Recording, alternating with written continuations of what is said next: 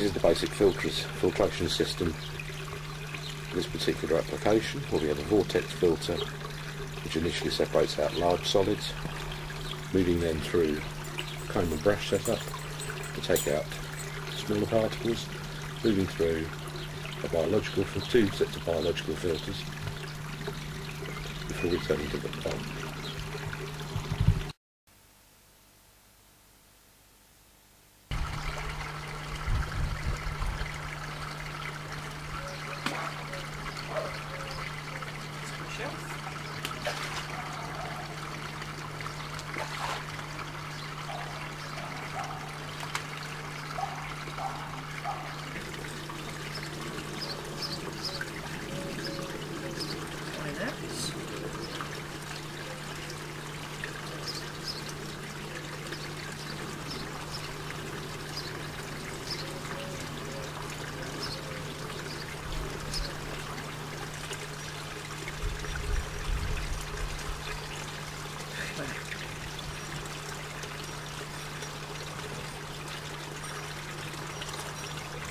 Great application of the powder because it sinks, it can go in the gaps of the media.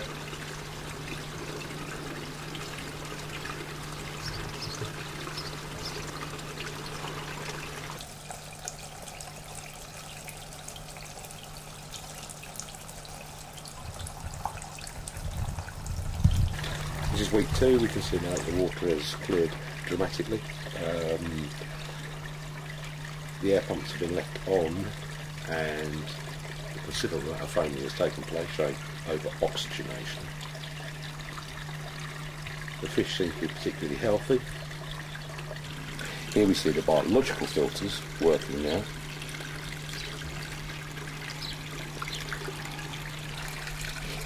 You can clearly see here the tablet sitting on the ledge, which is some 12 to 14 inches below the surface of the water, which wasn't possible before. Moving out now, we can see fish that are at least 2 to 3 feet under the surface of the water.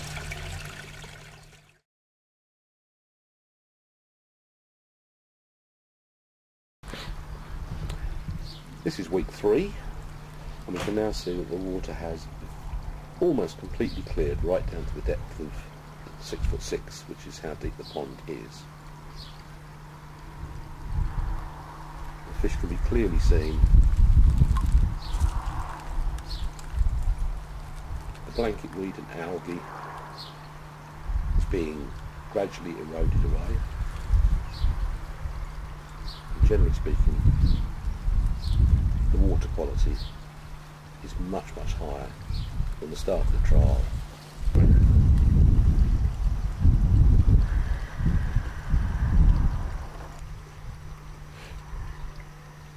One effect of putting the powdered product in, it is now lifted all the sediment in the vortex filter right up to the top, and it's gradually working on it and disassembling it.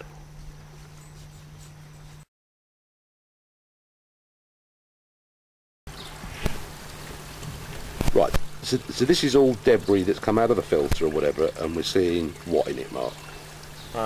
Indigenous species of snail. Yep. Water fleas. Yep. After 3 weeks of your product being placed in, they're still healthy, reproducing. We have snail egg, so they're unaffected by the product and reproducing.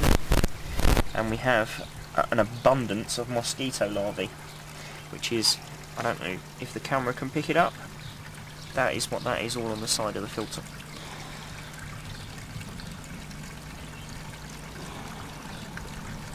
Yep, got it. And here is an adult water flea. And even though it's pretty cold, the water's 11 degrees. And the muck that's come out of that vortex filter, you're saying would normally be solid and... Yes, and this hit is... it with a stick ton. This is liquid if it was in the water, and there's absolutely no odour in comparison to I'd never be able to do that. But even there, look, there's snails, and there's everything living in it. So the environment that's in there is a healthy environment. Absolutely. It's the environment I'd expect in 2 months' time. So we've got the brushes here that are extracting all of it, which normally would smell like there's no tomorrow because Of the bio material that's being put on them is probably 50% or more of liquid fish excrement. and probably at this point in time about how old?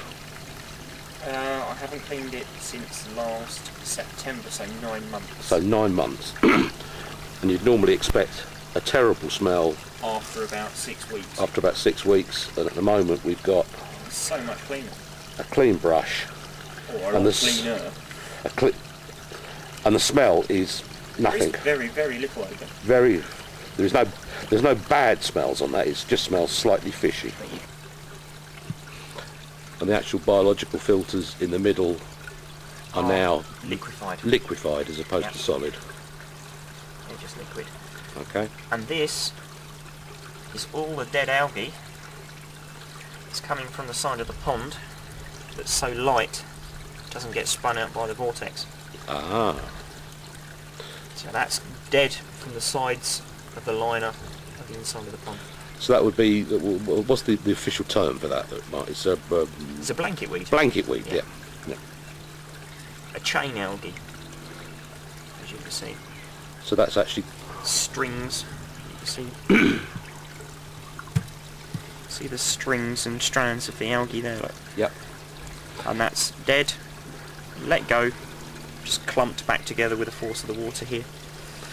So that's actually blanket weed that was in the pond and is now been liberated. Yeah, it's now killed off. Yep. And is coming through the filter system.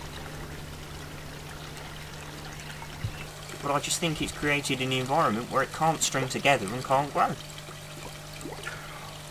And blanket weed obviously is a big problem for ponds like this. Yeah, it's a chain effect. Algae strands build up in the water and chain together, stick to the side, away you go.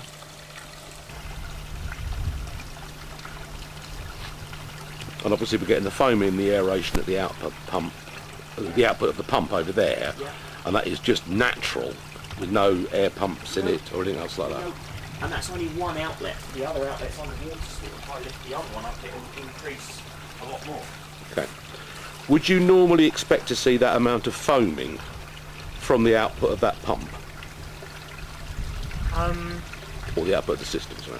Slightly, but it's increased a lot more since the use of the product. A lot more. Bubbles are creating a softer environment because they don't disperse as quick as running tap water, for example. The oxygen bubbles would just disappear. These are holding together better and applying a better level of oxygen to the point that I've had to cut holes in the airlines to reduce the amount of air that's pumped in. I mean, this is with all the air pumps running, but they're slotted to let out, what, about 75% of the air? Yeah, between 50 and 75. Between 50 and 75. It's just teeming with life. Here is a full biocore. Material all stuck. Fish excrement. Here's one from the same area that's obviously been eaten through.